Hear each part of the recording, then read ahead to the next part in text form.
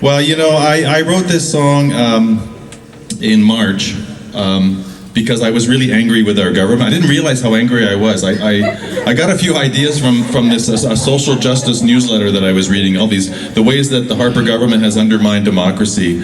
There was about a dozen ways, and I thought, well, I can add about 50 more things to that list. And so I did, and so I wrote this song. It has like 9 verses, and it has about 30 different things that I don't like about what the Harper government has done to this country. And as you know, I got in trouble for it, and that's what blew up in the media, because I have a 3-day work job, 3-day-a-week job in the federal government as a scientist. And they found out because it had like 48,000 hits on YouTube, and so and they had suspended it. They suspended me when I came back from my holidays in early August. I got a letter, and I just sort of kept it quiet. You know, I thought, well, I was really shocked that I got this letter saying I couldn't go back to work, and that I couldn't speak to anybody, communicate with anybody at Environment Canada. Many of these people who are my friends. And so they put me on suspension, fortunately with pay, and they undertook an inquiry, and I met with them, I cooperated with them, and I told my side of the story. I said I'm sure and my union agreed with me that we had not violated the Values and Ethics Code. What I did was outside of work time. We all have freedom of speech in this country. We have a constitution. We have a Charter of Rights and Freedoms. And that should trump anything else.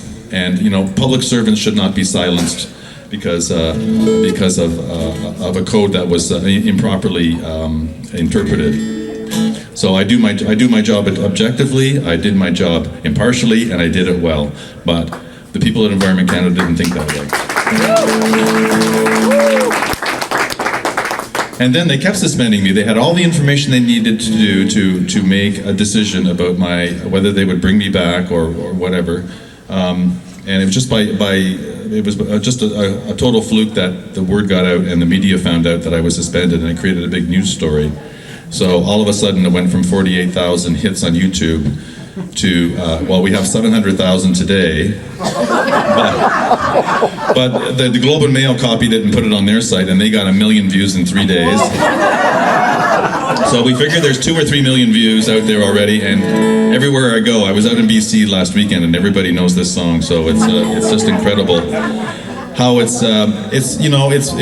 strikes a chord with everybody. It resonates with people because we all feel the same anger about how the government this government has what they've done to undermine democracy and take away what we value and the things that Karen is advocating for common sense, for for cooperation, for justice and fairness and all the things, and using information, data to support decision making.